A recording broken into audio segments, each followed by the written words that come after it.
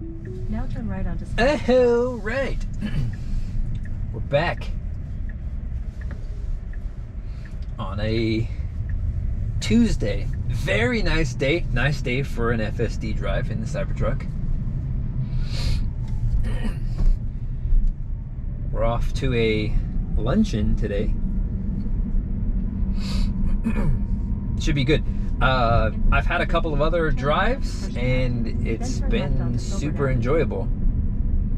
Did an airport run the other day. Whole way there was fine. Early. That was the worst part. Anybody else that's had a Cybertruck might be able to relate to this. The garage door opener, if you don't have a MyQ garage door, it doesn't have the same thing that you can get for like a Model 3 and a Model Y, where you can like link your remote control for the garage with it. That's annoying. So I have this high-tech truck and I still have a remote control for the garage door. Minor detail, you know. This stop sign, I don't know what it is. It's like a, I don't know if the setup is odd or what, but it always kind of stops pretty far back behind the line compared to the stop sign. And I don't know why that is. It's always that one too. The navigation in this thing is pretty cool too. It's intelligent, and I'd love to learn a little bit more about how it actually works. Meaning, it has traffic awareness and knowledge, and there's a setting that it will reroute if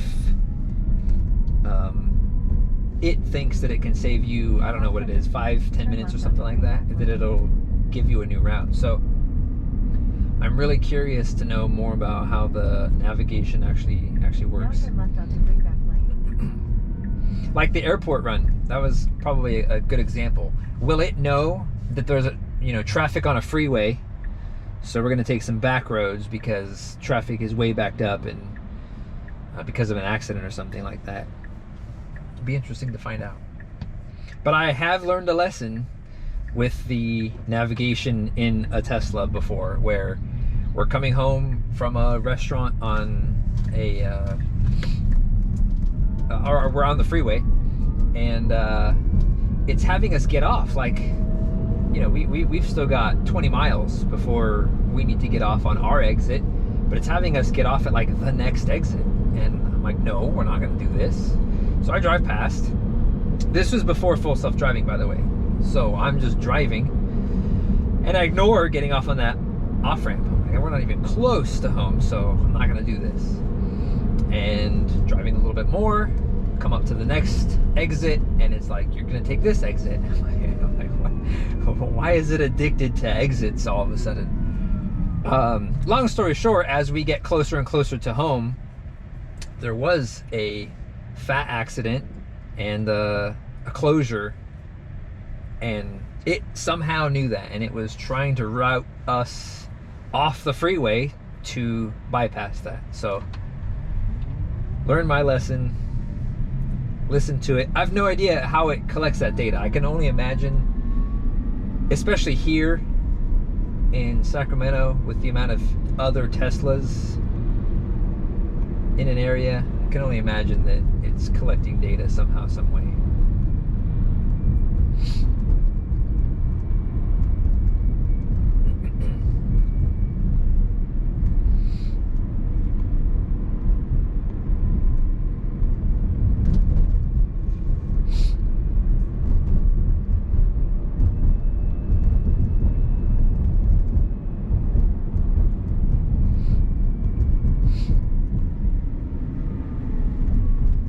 Oh, I found a big gripe I have, and it wasn't even me that had it, but it was just the experience of it. Airport run. So I'm taking my grandparents and a couple of other people, and they're older, and they wanted to take the truck, kind of just for the experience type of thing. But even in entry mode, for anybody who's older or has any sort of, I don't know, could be hip problems, back problems, feet problems, just not flexible or something like that, getting into this truck can be difficult. There is no handle on, in any of the doorways, so you can't pull yourself up. There is no running boards that come with the truck. You can buy aftermarket running boards, but I don't have a problem, but I can get in just fine, and I have no problems yet. Give me a while, and my grandma did. She's shorter, she's petite, and was like trying to find a handle to pull herself in, and there was just none. There is none, and I feel like that's something that this should have. And I don't know, it's just kind of weird. Yes, it's built to be a truck, but some of the info early on was, people buy trucks for the utility, but there's a lot of people that buy the truck just because they like it as a vehicle and hardly or rarely use it as a truck. So because of that, there's lots of people that get this thing and then they baby it like it's a Porsche or something like that. So if that's the case, if people are going to get it as just a normal 4-door, 5-seat vehicle that looks nice and is cool, then it should probably have handles just like a sedan or an SUV might have. Maybe not a sedan, SUV for sure.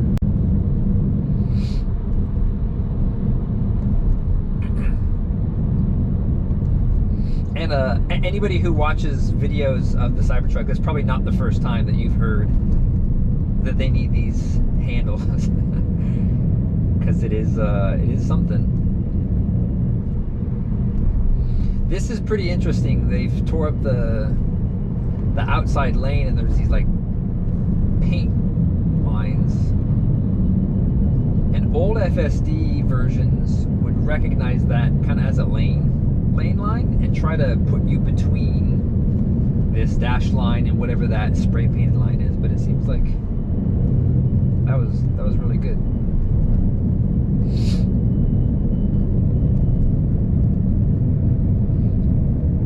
This kind of thing fascinates me, just because I'm comfortable enough and I feel like it's comfortable enough. If you have a perfect street, meaning it's fresh black asphalt, you have good line markings, like fresh paint type of thing, it is very hard to trick this. This is going to be interesting. Don't know what it's going to do.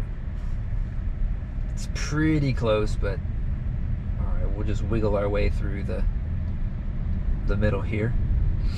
Anyway, going back, if we have perfect roads, then this thing is super comfortable doing exactly what it needs to. But it's when streets are kind of tore up and you've got construction going on, which could be anything from just cones everywhere to construction trucks and workers and tractors and all kinds of stuff. That's when it gets really interesting for me.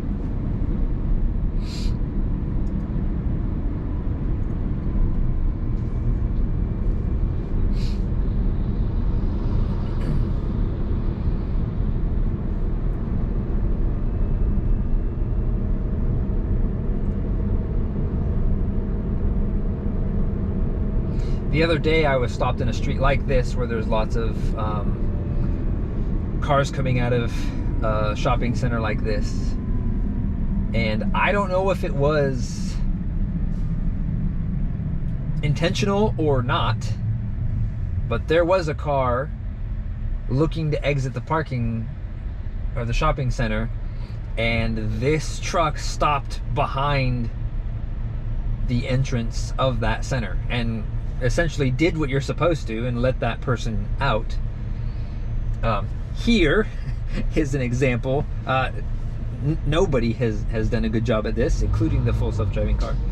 There is an exit over there, but no cars. But I usually still kind of leave that gap just in case a car comes up and needs to exit. And we obviously did not do that, but it's interesting to see those kind of things. It's easy to drive straight or turn a blinker on to turn. I say easy. I can't do any of this. I could never do any of this AI type stuff. But anyway, it's when you get to these like rules that you don't run into all the time but need to be aware of, that the truck needs to too. I did hear one interesting anecdote. I don't know if it's true or not, but so full self-driving, okay, it's trained off of real data. I've went through that in another video where nothing is coded per se. It's learning from what other people are doing, just like you or I would do. We learn by watching, or we learn by reading or whatever, and then we do it. Well, there was an issue with stop signs, and here in California they call it California stops, where you will come up to a stop sign and you will not stop to 0, where the speedometer reaches 0. You slow down and it's safe and you're the only one, but it's, oh, let's be honest, it's a roll, so you kind of roll through and then accelerate again. Well, if you're trained off of data of people doing that, then you're going to do that as well. And so I heard that they actually had to code it to be legal, and because rules like that are regulated, they actually had to code it that when you are at a stop sign, that speedometer needs to see 0 before you can go again. And if you think about it, that's how you're going to get a ticket. You might feel like you've stopped inside the vehicle, but if you're a cop and you're watching people stopping at a stop sign, you don't feel anything. You're just, I don't mean if you're a cop you don't feel anything. I'm just saying, you're not in that vehicle, so you can't feel that. All you're looking at is these tires that are still rotating. They never come to a complete stop, and then they go again. So kind of can't blame them if you're going to get pulled over, and to kind of force the issue that now that speedometer better hit 0 before you take off again.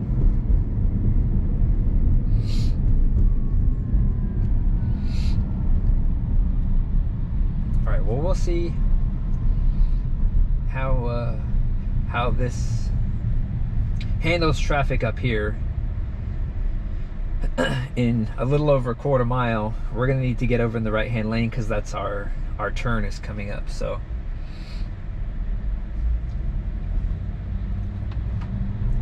will we just find a good spot to get over, or will it kind of wait last minute?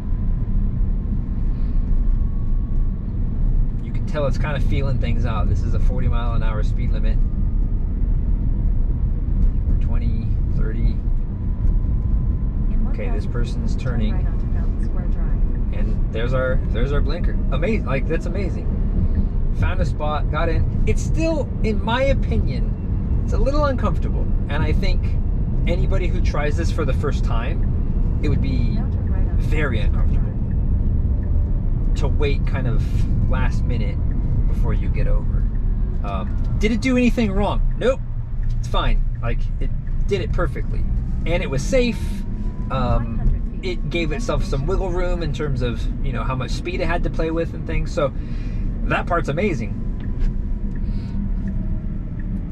Here's some pedestrians that it should stop at for.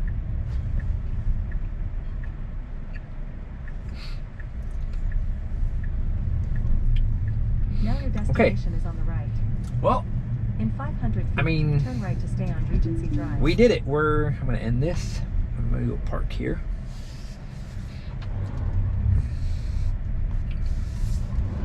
Cute. It's always fun to